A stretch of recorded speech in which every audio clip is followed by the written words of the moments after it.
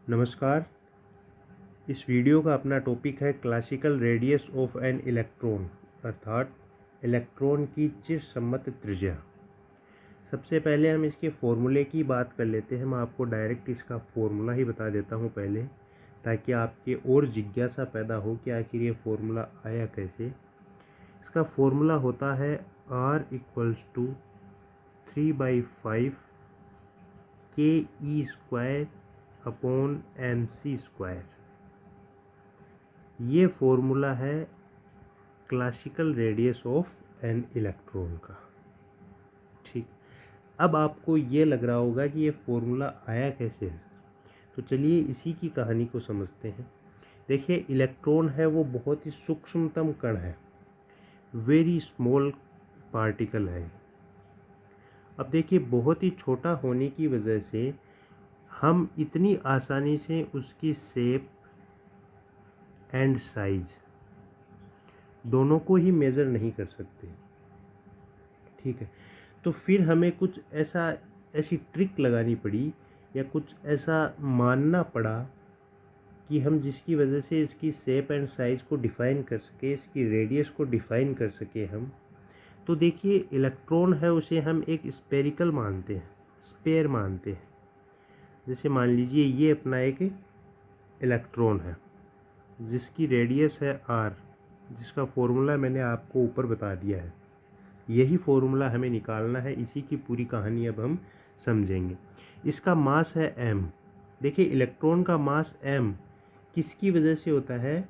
इस इलेक्ट्रॉन के अंदर जो विद्युत ऊर्जा संचित होती है, जो इलेक्ट्रिक एनर्जी स्टोर्ड होती है, उसकी वजह से इसका मास होता है। इसका मास m है। इसे -e चार्ज से समान रूप से आवेशित किया गया है। तो ये हो गया एक यूनिफॉर्मली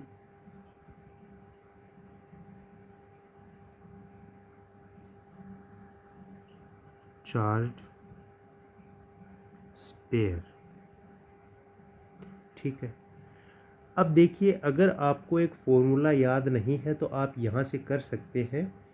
इसका जो डिस्कशन है वो हम अदर वीडियो में कर लेंगे, जब आएगा समान रूप से आवेशित गोले के लिए पोटेंशियल एनर्जी हमें निकालनी होगी तब। तो देखिए, यूनिफॉर्मली चार्ज स्पेयर होता है, उसकी पोटेंशियल एनर्जी होती है। पोटेंशियल एनर्जी का फॉर्मूला होता है U = 3/5 KQ²/R। यहाँ पे जो Q है वो चार्ज होता है जो हम इस स्पेयर को देते हैं। तो यहाँ पे स्पेयर को हमने कितना चार्ज दिया है? -e। तो यहाँ पे Q की जगह हम -e पुट करेंगे तो माइनस का स्क्वायर होके वो हो जाएगा प्लस, और यहाँ पे बन जाएगा KE²/R। ये अपने इलेक्ट्रॉन की पोटेंशियल एनर्जी है। किस इलेक्ट्रॉन की? जिसकी रेडियस r है, जिसका मास है m, और इसको हमने चार्ज दिया है -e चार्ज से चार्ज किया है। क्लियर है? अब देखिए, अपनी इस कंडीशन के अंदर ये इलेक्ट्रॉन है वो रेस्ट में है। रेस्ट में है तो जो पोटेंशियल एनर्जी हमें यहाँ पे प्राप्त हुई है, इसे हम इलेक्ट्रोस्टैटिक एनर्जी भी मान सकते हैं।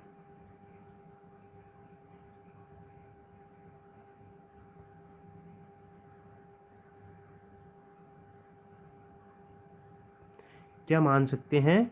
Electrostatic energy.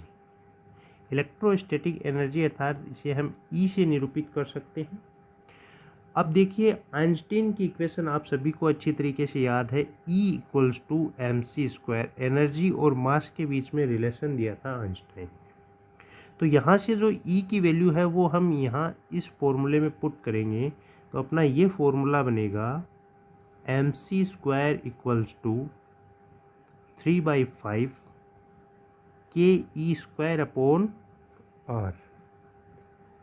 अब फॉर्मूला हमें R के लिए चाहिए तो हम इसको चेंज कर देते हैं। R को हम इस डायरेक्शन में ले आते हैं और इसको इधर लेके चले जाते हैं। तो क्या बनता है? देखिए, R = 3/5 KE²/mc²। अब ध्यान से देखिए, जो मैंने स्टार्टिंग में आपको फॉर्मूला बताया था ये वाला, और जो अब हमें प्राप्त हुआ है, क्या ये फॉर्मूला सेम है? जी बिल्कुल सेम है। R equals to 3/5 ke²/mc²। तो ये है अपना क्लासिकल रेडियस का फॉर्मूला। अब देखिए अपने पास में फॉर्मूला तो आ चुका है, लेकिन हमें एक्चुअल इसकी मैथमेटिकल वैल्यू भी चाहिए रेडियस की, तो वो हम निकालते हैं। तो फॉर्मूला अपने पास में था R इक्वल्स टू 3/5 ke²/mc²। अब इसके अंदर सारी जो भी वैल्यू है वो पुट करेंगे। देखिए के क्या होता है, के होता है 1/4πε0। इलेक्ट्रोस्टैटिक्स में आप पढ़ते हैं। इसकी वैल्यू होती है 9 × 10⁹ न्यूटन मीटर² क्लियर है। ई है वो क्या होता है, चार्ज ऑफ इलेक्ट्रॉन, और वो कितना है 1.6 × 10⁻⁻19 कूलम। क्लियर। एम क्या है, एम है मास ऑफ इलेक्ट्रॉन, और वो कितना होता है 9.1 × 10⁻31 किलोग्राम। और सी है वो क्या है, स्पीड ऑफ लाइट, प्रकाश का वेग या वेलोसिटी ऑफ लाइट बोल दीजिए आपसे। इसकी वैल्यू होती है 3 × 10⁸ मीटर/सेकेंड। क्लियर।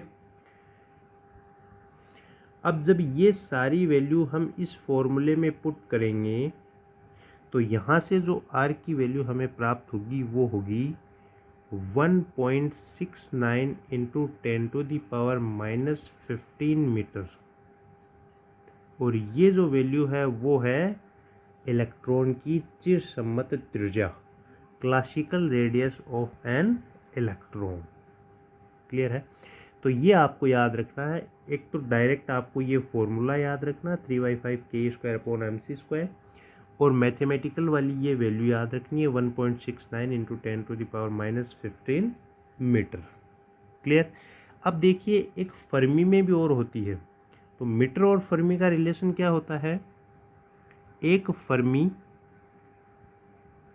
कितने मीटर के बराबर होती है, 10⁻⁻15 मीटर, 10⁻⁻15 मीटर।